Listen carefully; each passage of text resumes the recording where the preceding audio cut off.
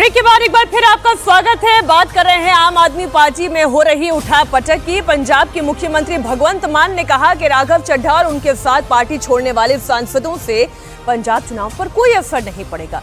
भगवंत मान ने थोड़ी देर पहले सोशल मीडिया पर लिखा कि अदरक, लहसुन, जीरा, मेथी पाउडर, लाल मिर्च, काली मिर्च और धनिया, ये 7 चीजें मिलकर सब्जी को स्वादिष्ट बनाती हैं, लेकिन अपने आप में ये सब्जी नहीं बन सकती है। अब ये जो बात भगवंत मान कह रहे हैं उसे सुने भी आप। हुकूमत वो करते हैं जिनका दिलों पर राज होता है, यूं कहने को तो मुर्गे के सर पे भी ताज होता है। ईडी दा छापा पिया है अशोक मित्तल जी दे, पैसे तो नहीं खो के लै गए हो। They are not mass leaders. Mass leader ਜਿਹੜਾ ਹੁੰਦਾ ਉਹ ਲੋਕਾਂ ਦੇ ਵਿੱਚ ਰਹਿੰਦਾ ਹੈ, ਉਹਨੂੰ ਲੋਕ ਪਿਆਰ ਕਰਦੇ ਆ। ਇਵਨ ਸਰਪੰਚ ਦੀ ਵੀ ਆਪਣੀ ਵੋਟ ਬੈਂਕ ਹੁੰਦੀ ਹੈ, ਇਹਨਾਂ ਦਾ ਆਪਣਾ ਵੋਟ ਬੈਂਕ ਹੈਗਾ ਇੱਥੇ। ਤੇ ਨਾਲੇ ਪੰਜਾਬੀ ਨੂੰ ਇਦਾਂ ਧੋਖਾ ਦੇ ਕੇ ਤੁਸੀਂ ਉਹਨਾਂ ਦੇ ਵਿੱਚ ਕਿਵੇਂ ਜਾਓਗੇ? ਆ ਕੇ ਦੇਖ ਲੈਣ, ਪੰਜਾਬ 'ਚ ਪਤਾ ਲੱਗ ਜੂਗਾ। 2/3 हो गया, 2/3 पे एंटी डिफेक्शन लॉ लागू नहीं होता, इसीलिए कि उनको कोई सस्पेंड नहीं कर सकते, वो चले गए। 3 तो हमारे आम आदमी पार्टी के हैं ना, फिर पार्टी तो हमारी स्टैंड करती है ना, कोई ऐसी बात नहीं। कोई ऐसी बात नहीं। जो बात भगवंत मान कह रहे हैं बात बिल्कुल ठीक है कि ये जीरा, धनिया, अदरक, लहसुन, मिर्ची, ये जस्टिफाई नहीं किया जा नहीं सकता। नहीं, ये आप ये जो कह रहे हैं, ये अगर ये कह रहे हैं जस्टिफाई कैसे कर सकते हो आप? भेजा क्यों? अगर आप जीरा धनिया आपको लगता है तो क्यों उठा के राज्यसभा भेज दिया? अरे मैं कह रही हूँ सर, अपने आप में सब्जी भले ही नहीं हो जाती, लेकिन अगर सब्जी को स्वादिष्ट बनाना है तो इन सबकी जरूरत है। चुनाव जीतना है तो हर चेहरे की जरूरत है। अब लड़ने चुनाव अकेले ऐसे पंजाब में नाम खराब तो चुनाव भी खराब होगा ना। तो फिर राघव चड्ढा को क्यों भेजा था राज्यसभा सांसद बनाकर? वो दिल्ली में विधायक थे। संदीप पाठक को क्यों भेजा था? दिल्ली के विधायक थे, दिल्ली से विधानसभा छुड़वा करके उनकी बाई इलेक्शन सीट हुई जिस पर वो दूसरा इनका व्यक्ति जीत करके आया। ये दिल्ली के विधायक थे, उनको यहाँ से छुड़वाया, उनको पंजाब भेजा कि ओवरसी करेंगे, पंजाब की सरकार वो चलाएंगे। फिर वहीं से वो राज्यसभा गए। ये तमाम चीजें इन्होंने की। और ये सवाल राहुल जी ठीक कर रहे हैं कि ये उनसे पूछा जाना चाहिए भगवंत मान से कि जब इनका कोई आधार नहीं है, जनता के बीच ये लोग लोकप्रिय नहीं है, इनका कोई मतलब नहीं है, वोट बैंक नहीं जोड़ सकते, तो इनको आपने राज्यसभा क्यों भेजा? आपने भेजा, ये आपकी गलती थी पहले कि आपने किसी वैचारिक आधार पर, वैचारिक रूप से आपसे जुड़ाव वाले को नहीं भेजा। आपने धनपतियों को खोजा, जो पैसे वाले लोग थे जिनका आधार नहीं था, आपने राज्यसभा भेजा। अरविंद केजरीवाल को ये पता ही नहीं उनके अपने पार्टी में क्या चल रहा है, उनको कुछ पता नहीं है। जब आप इस तरह, वो हो सकता है कि मेंटली तैयार भी हो कि हम इन लोगों को ले आ रहे हैं, ये किसी दूसरे काम के लिए आ रहे हैं, किसी दूसरे कंसिडरेशन पर आप ले आ रहे हैं, ये छोड़ के चले गए। अब ये सवाल जो भगवंत मान के सामने, ये चुटकुलेबाजी ठीक है कि मुर्गे का ताज और ये सब चीजें चुटकुलेबाजी ठीक है। आप 7 लोग पार्टी नहीं होते हैं, या धनिया, लहसुन, मिर्ची, अदरक, जो आप उनको कह लीजिए। ये जो आप सरकार इन्होंने 4 साल चलाई है, 10 महीने का है, ये कहाँ स्टैंड करती है सरकार? इनकी सरकार में ड्रग्स ऐसा मैनेज हुआ कि अमृतपाल ने खोल लिया कि हम ड्रग्स छुड़वाएंगे लोगों को, और एमपी हो गया, जेल में बंद आदमी। उसने जो वारिस पंजाब ने पार्टी बनाई और एमपी हो गया। बेअंत सिंह का जो बेटा, इंदिरा गांधी के हत्यारे का बेटा, वो राज्यसभा चला गया, सरबजीत खालसा। तो ये कट्टरपंथी गतिविधियां वहां बढ़ी हैं, ड्रग्स है वहां, पाकिस्तान से हथियार आ रहे हैं, इतनी इनसिक्योरिटी वहां, ऐसी स्थिति, ऐसा माहौल बन गया पंजाब में, और 10 महीने के बाद चुनाव है। खाम ख्याली में या तो जी रहे हैं भगवंत मान जी, पंजाब के मुख्यमंत्री हैं, लेकिन इस तरीके से पार्टी के अंदर इतनी बड़ी टूट हो जाए और पार्टी के सर्वोच्च नेता को ये पता ना चले कि जिस घर में वो रह रहे हैं वो भी घर का भेदी बन गया है। आप देखें, आम आदमी पार्टी गुजरात में मजबूत हो रही थी, अभी भी है या नहीं वो तो पता चल जाएगा। 21 घंटे के बाद गुजरात में निकाय चुनाव की वोटिंग होगी कल, यानी कि 26 अप्रैल को 34 जिला पंचायत, 260 तालुका पंचायत, 84 नगर पालिका और 15 नगर निगम की 9,245 सीटों के लिए वोट डाले जाएंगे। बीजेपी गुजरात के लोकल इलेक्शन को भी पूरी ताकत के साथ लड़ रही है। चुनाव प्रचार के आखिरी दिन गुजरात के सीएम भूपेंद्र पटेल, बीजेपी प्रदेश अध्यक्ष जगदीश विश्वकर्मा से लेकर डिप्टी सीएम हर्ष सांघवी सबने रोड शो किया। केजरीवाल ने भी गुजरात निकाय चुनाव में अपनी पूरी ताकत लगा दी है। गुजरात के लोकल इलेक्शन में एआईएमआईएम चीफ असदुद्दीन ओवैसी भी ताल ठोक रहे हैं। ओवैसी ने बीजेपी, कांग्रेस दोनों को टारगेट किया। उन्होंने कहा कि दोनों पार्टियों ने मुसलमानों पर जुल्म किया। तो ये तमाम बातें हैं। अब आम आदमी पार्टी ये चुनाव अगर अच्छा लड़ती है, अभी तक जो लड़ते हुए दिख रही है, तब तो ये कहा जा सकता है कि भाई जितनी भी टूट फूट हुई है उसका कोई असर नहीं पड़ा है। लेकिन अगर ये एआईएमआईएम, असदुद्दीन ओवैसी का फैक्टर काम कर जाता है कि भाई मुसलमानों को एक होना पड़ेगा, वो आम आदमी पार्टी की जगह एआईएमआईएम को चुन लेते हैं, तब तो गई भैंस पानी में। आप सुने एक बयान, राजनीतिक बयान। सिर्फ वोट डालने वाले बनने से काम नहीं होगा। वोट लो, नेता बनो, लीडर बनो, सिर्फ वोटर मत बनो, शहरी बनो, सिटीजन विथ राइट्स बनो, ताकि हम अपनी जिंदगियों में एक इनकलाब को बर्पा कर सकेंगे। कभी कांग्रेस थी तो फसाद होता था, अब बीजेपी है तो जुल्म बढ़ता जाता है। नफरत कभी खत्म नहीं होगी, याद रखो। अगर कोई तुमसे आकर कहेगा, तुम्हारे वोट की खातिर आकर कहेगा, मैं आपसे साफ कह रहा हूं, ये अंधेरी रात है, ये रात बड़ी लंबी रहने वाली है। याद रखो मुसलमानों, इस देश में अगर अंधेरे को खत्म करना है तो हमको आगे बढ़कर हमारे बच्चों को और अपने आप को ताकतवर बनाना पड़ेगा। नारे लगाने से अंधेरा नहीं छट जाता, जज्बाती तकारीर करने से इंसाफ नहीं मिलता। इंसाफ उसी कौम को मिलता है इस देश में जिन्होंने अपने नेता को पैदा किया, और नेता आसमान से नहीं आएगा, जमीन से निकलकर नहीं आएगा, नेता तुम्हारे दरमियान से आएगा। एक गरीब का बेटा या गरीब की बेटी इस कौम की क़ियादत करने को खड़ी हो जाएगी। इस मुल्क को अगर विश्व गुरु बनना है या सुपर पावर बनना है तो उस वक्त नहीं बन सकता जब तक भारत के मुसलमानों को उनका हक नहीं मिलेगा।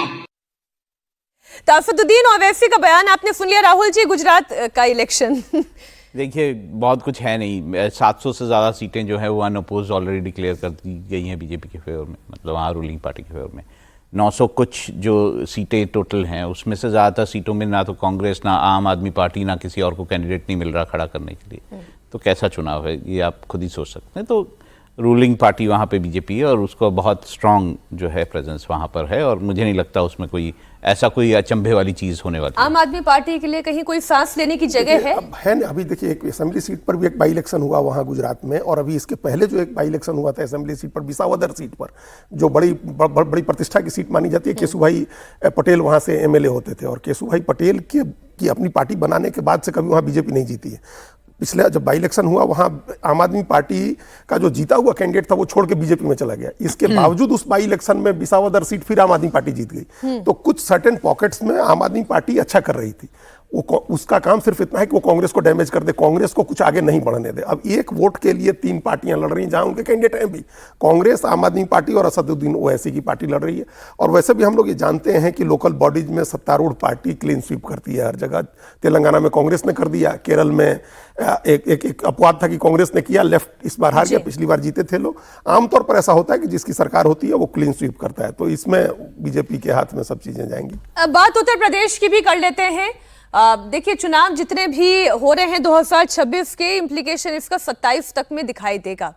फिर चाहे वो किसी पार्टी में टूट हो, केंद्र की ताकत हो, पश्चिम बंगाल में जो अभी इलेक्शन चल रहा है वो, या ये तस्वीर उत्तर प्रदेश की हो। हलचल इतनी तेज हो गई है, अखिलेश यादव और जयंत चौधरी के बीच जाट और मुस्लिम वोट की लड़ाई शुरू हो गई है। जाट वोट बैंक को साधने के लिए अखिलेश यादव आज गाजियाबाद में रैली करेंगे। अखिलेश यादव गाजियाबाद में किसानों से सीधा संवाद करेंगे। जयंत चौधरी 27 के इलेक्शन में जाट और मुस्लिम समीकरण बनाने की कोशिश में है, और इसी के तहत जयंत चौधरी आज मेरठ के मुस्लिम बहुल सीट पर एकता रैली करने जा रहे हैं। मेरठ के सिवाल खास में आरएलडी की एकता रैली होने जा रही है। सिवाल खास से मौजूदा विधायक भी आरएलडी के मुस्लिम नेता ही हैं। पश्चिमी उत्तर प्रदेश में मुस्लिम और जाट समीकरण को साधने की कोशिश में आरएलडी ने अपनी तैयारी शुरू कर दी है। तो ये दो तस्वीर आपके सामने, एक तरफ अखिलेश यादव और दूसरी तरफ जयंत चौधरी। जयंत चौधरी भी जो कभी अखिलेश यादव के थे, वो हम जानते हैं कि वो बीजेपी के हो गए। लड़ाई जाट और मुस्लिम वोट बैंक की है। देखिए, जहां तक इन 126 सीटों का सवाल है जो पूरे वेस्टर्न यूपी की हैं, उसमें तो बीजेपी ने अच्छा प्रदर्शन किया था। मेरे ख्याल से 100 सीटों के आसपास जीते थे वो लोग। लेकिन खास तौर से कुछ इलाके हैं, जाट बहुल्य इलाके हैं, शामली का इलाका है या बाकी सारे इलाके हैं, मेरठ की भी कुछ सीटें हैं जहां पर बीजेपी ने अच्छा नहीं किया था। ये लगभग ऐसी सीटें हैं, मतलब 41 के आसपास की सीटें हैं जहां पर बीजेपी को जो है वो जाट बहुल्य इलाकों में मुश्किलें पैदा होती हैं। और शायद यही कारण था कि लोकसभा चुनाव में उन्होंने जयंत चौधरी का साथ लिया और कोशिश जो है वो की।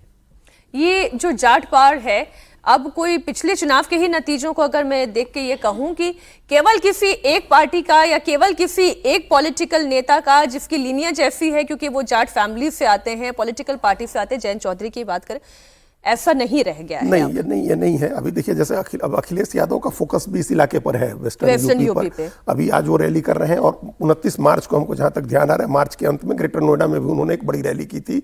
वो सद्भावना भाईचारा रैली कुछ करके एक उनकी रैली थी अखिलेश यादव की। तो वो तैयारियां अगले चुनाव की वो कर रहे हैं। अगर जयंत चौधरी का हम लोग देखें तो पूरी राजनीति, उनकी पिता की भी राजनीति, अजीत चौधरी की भी, तो वो ये था कि बीजेपी के साथ जब वो जाएंगे तो उनको कामयाबी मिलेगी, बीजेपी के साथ छोड़ करके वो दूसरे किसी गठबंधन में जाएंगे तो कामयाबी नहीं मिलेगी, क्योंकि जाट वोट की ऐसी तासीर हो गई है पिछले कम से कम 20-25 साल में। हम देख रहे हैं, हमको ध्यान है कि एक समय तो ऐसा 2009 राइट विंग पॉलिटिक्स है। हाँ, राइट विंग की पॉलिटिक्स। और एक लंबा वीडियो ऑडियो आपको ध्यान होगा, अमित शाह बात कर रहे थे जब जाट नेताओं के साथ, तो किस तरह की बातें हो रही थी उनकी। ये जाटों के अंदर एक है कि वो धीरे धीरे ऐसा हो गया है कि जाट भी मुसलमान के साथ वोट नहीं कर रहा है और जाटो भी मुसलमान के साथ वोट नहीं कर रहा है, जिनकी बड़ी आबादी पश्चिमी उत्तर प्रदेश, जो आपका मायावती का वोट बैंक हो गया। तो पहले अगर जाटो और मुसलमान का कॉम्बिनेशन हो जाए तो विनिंग कॉम्बिनेशन है, जाट मुसलमान हो जाए तो विनिंग कॉम्बिनेशन है, जाट और जाटो हो जाए तो विनिंग कॉम्बिनेशन है। ये जो तीन सबसे ज्यादा सबसे महत्वपूर्ण जातियां पश्चिमी उत्तर प्रदेश में हैं, ये तीन हैं।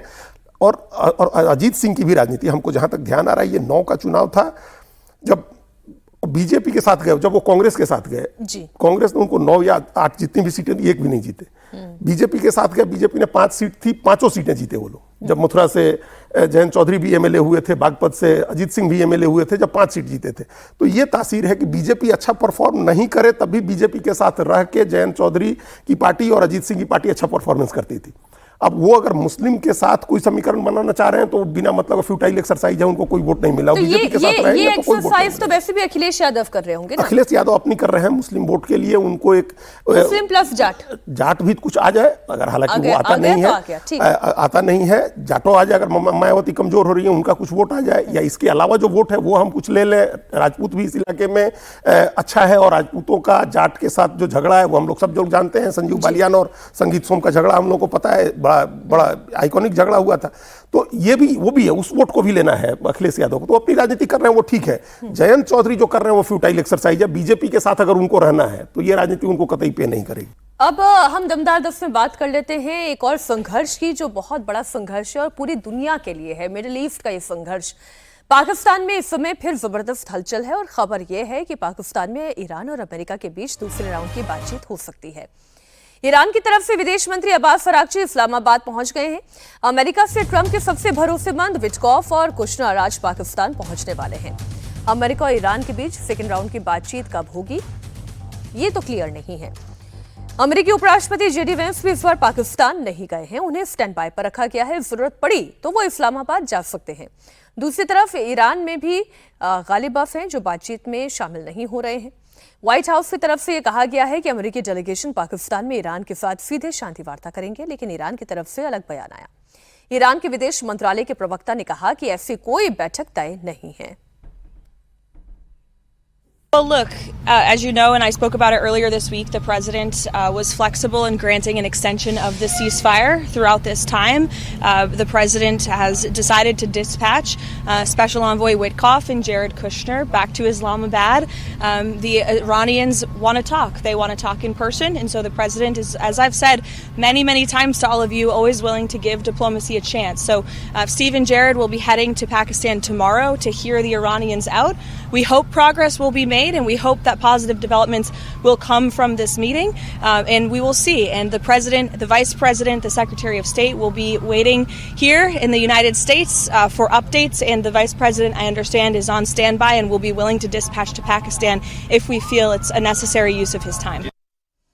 अननेसेसरी यूज ऑफ टाइम की जो बात कैरोलिना लेविट कह रही हैं, राहुल जी, नेसेसरी तो ये है कि इस वक्त बातचीत की टेबल पर आए और पूरी ताकत के साथ एक एक्सरसाइज हो जहां पर शांति आए, लेकिन ईरान ये कह रहा है कि कोई बातचीत की अभी तक कोई आगे पहल हुई ही नहीं है। तो फिर ये कौन सी बातचीत है जो इस्लामाबाद में होने जा रही है? देखिए, ईरान, मुझे नहीं लगता ईरान की तरफ से ऐसा कुछ कहा गया कि ये बातचीत होने जा रही है। अब्बास अरागची जो हैं उनके फॉरेन मिनिस्टर, उनकी जाने की बात ज़रूर एक बार हुई थी, लेकिन क्या वो जा पाएंगे? क्योंकि ईरान में चीज़ें बहुत तेज़ी से बदल रही हैं। वहाँ पर IRGC जो है वो पूरे कंट्रोल में है इस वक्त ईरान में, और यहाँ तक कि ये भी कहा जाता है कि खमनेई, जो मौजूदा खमनेई हैं, वो भी जो है वो इस हालत में नहीं है कि बहुत सारा कुछ कर सकें। उनकी वो अभी एक hospitalized हैं या कुछ ऐसी एक भी रिपोर्ट आई थी हाँ। कि उनकी एक तो एक पाँव नहीं रहा। पैर में, एक बाजू में और फेस और ये सारी चीजों पे मतलब इंजरीज हैं, बर्न हैं और ये सारी चीजें आई थी। डोनाल्ड ट्रंप ने भी तो कहा था मजाक उड़ाते हुए ही कि इस वक्त उनकी सिविल गवर्नमेंट चला रही है या आईआरजीसी चला रही है, कौन नेता है, कौन जिम्मेदार व्यक्ति है, कोई अभी क्लैरिटी नहीं है। और आईआरजीसी ने जो फॉरेन मिनिस्टर ईरान के हैं उनकी भी ताकत को काफी कम कर दिया है। डिसीजन जो है आईआरजीसी ले रहे हैं, तो ऐसे में अगर आप अरागची के साथ बात भी करते हैं तो कितनी फ्रूटफुल होगी ये भी कहा नहीं जा सकता है। तो वहां पे जो स्पीकर हैं वो इस वक्त ज्यादा, लेकिन वो जाएंगे नहीं, जो है वो ज्यादा प्रोमिनेंट है इस वक्त, और वो अगर नहीं जा रहे हैं तो इस बातचीत का कोई खास मतलब रह नहीं जाता। दूसरा ये भी आप मान के चलिए कि यूएस अब जो है वो रास्ते खोज रहा है कि वो किस तरह से बाहर निकले, वो लगातार रास्ते खोज रहा है। वो वन साइडेड सीज़फायर को आगे बढ़ाने के पीछे मकसद ही ये था। वो रास्ते खोज रहा है कि किस तरह से वो ईरान की इस झगड़े से, इस वॉर से कहीं ना कहीं वापस अपने आप को। ट्रंप ने एक बार फिर दोहराया है कि ईरान के पास किसी भी कीमत पर न्यूक्लियर हथियार नहीं हो सकते। ट्रंप ने कहा है कि ईरान में नेता कौन है ये नहीं पता, इसलिए बातचीत में वक्त लग रहा है। They're delaying it because we don't know who to deal with. They are in, they know who the leader is in this country. We don't know who the leader is in Iran. Because remember regime change. Khomeini is gone. He's gone to greener pastures. He's gone and all of his team is gone. Then a second group came in, they're all gone. And now you have the third group. And they're a little concerned about being gone too. अब जो बात अभी Donald Trump कह रहे हैं अजीत जी, इसका तो सीधा मतलब ये है कि ईरान अब उस टर्बुलेंट फेज में चला गया है जहां से ईरान को पहले खुद स्थायित्व लाना होगा, जिससे कि वो किसी एक ऐसे डिसीजन पर पहुंच सके जहां पर उनकी सिविल गवर्नमेंट और आईआरजीसी दोनों एक मत हो। नहीं, वो तो इंटरनल प्रॉब्लम है, वो उनको लीडरशिप का एक संकट है, वो उनको सुलझाना होगा। लेकिन अभी जो ये कह रहे हैं कि थर्ड ग्रुप आया, पहला ग्रुप खत्म हो गया, दूसरा ग्रुप खत्म हो गया, ऐसा नहीं है। अरागची और गालिबाफ ये पहले ही ग्रुप के लीडर हैं, ये फर्स्ट ग्रुप के ही लीडर हैं। लेकिन अरागची को लेकर बहुत सारे डिसकंटेनमेंट्स हैं जो आईआरजीसी में हैं। लेकिन अरागची ही बात कर रहे थे पहले भी अमेरिका के साथ, जो जिनेवा में बात हो रही थी, मस्कट में बात हो रही थी, अरागची ही कर रहे थे। और अभी पिछली बार गालिबाफ के साथ अरागची गए थे, अभी इस बार स्ट्रेटेजिकली सिर्फ अरागची के जाने की बात इसलिए हुई क्योंकि उधर से जेडी वांस नहीं आ रहे हैं।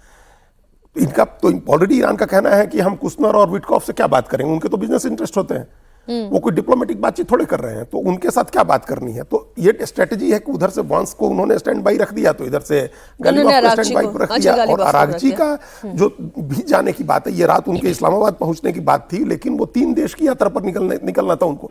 वो रूस भी जाने वाले थे और ओमान भी जाने वाले थे, तो वो एक दूसरी यात्रा थी जिसको इस बातचीत के साथ जोड़ा जा रहा है। तो एक तो ईरान का अपना इंटरनल कॉन्फ्लिक्ट है, जो इंटरनल उनका जो लीडरशिप की प्रॉब्लम है उसको वो लोग निपटाएंगे।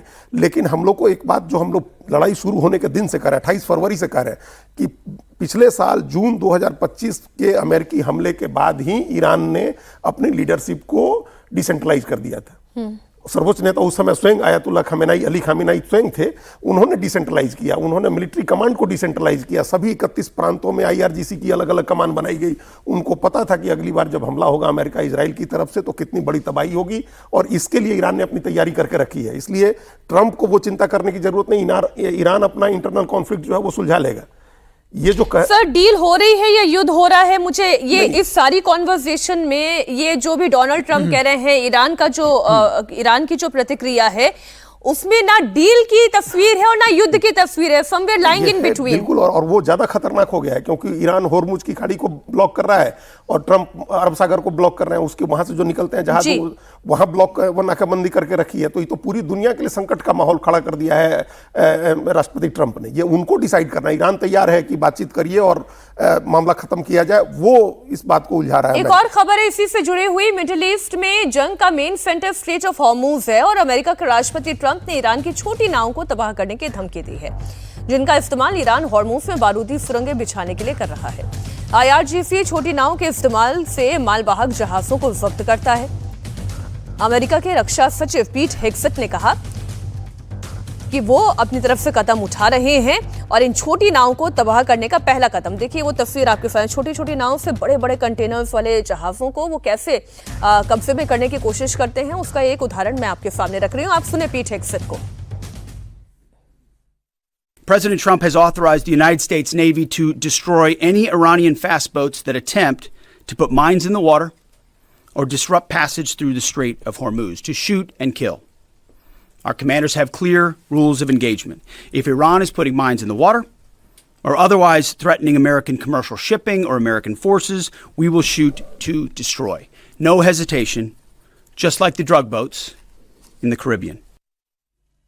मिडिल ईस्ट में जारी तनाव के बीच की ये तस्वीर है, इसमें इजराइल वाला मैं पहलू लेकर आऊं, लेकिन इसमें राहुल जी पहला एक आपका कमेंट। हिक्सत से एक सवाल पूछा गया कि एक रिपोर्ट जो है वो आई है अमेरिका के पेंटागन से कि स्ट्रेट ऑफ हॉर्मुज को खोलना पड़ा, मतलब अगर सब कुछ हो भी जाता है तो भी 6 महीने लग जाएंगे। और ऐसे में आप कह रहे हैं कि उनकी वो जो स्पीड बोट्स हैं, छोटी बोट्स हैं, जिसके ज़रिए वो जो कमर्शियल शिपिंग है उसको रोकते हैं, उसको आप तबाह कर देंगे। तो उनके पास छोटी सबमरीन्स हैं, उसको कैसे तबाह करेंगे? क्या आप अमेरिका स्ट्रेट ऑफ हॉर्मुज में जा पा रहा है? नहीं जा पा रहा है, उसके बाहर खड़ा है, क्योंकि वो बारूदी नहीं जा पा रहा ना। अगर इतनी ही आप में है। वो होती तो आप स्ट्रेट ऑफ हॉर्मुज में अपने जहाज लेके चले गए होते।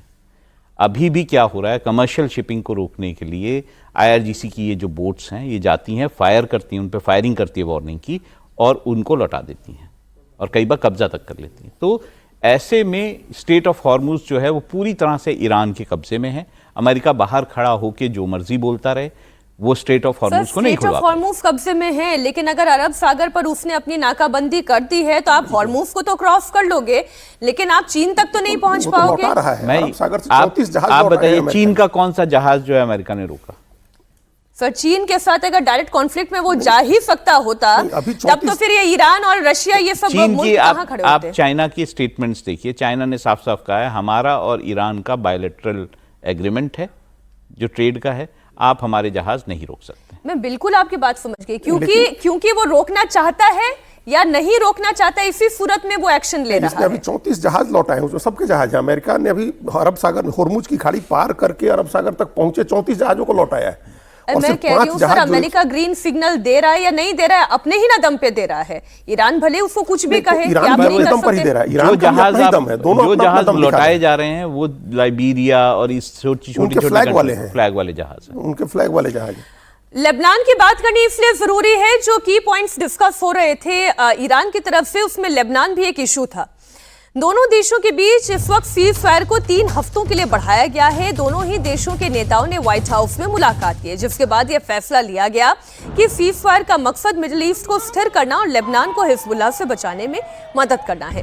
राष्ट्रपति ट्रंप ने संकेत दिए हैं कि वो जल्द ही इजरायल के प्रधानमंत्री नेतन्याहू और लेबनान के राष्ट्रपति जोसेफ आउन की व्हाइट हाउस में मेजबानी करेंगे। लेबनान के साथ हुए सीज फायर में इजरायल के PM बेंजामिन नेतन्याहू ने स्वागत किया। לכם שנשנה את פני המזרח התיכון, וזה בדיוק מה שאנחנו עושים.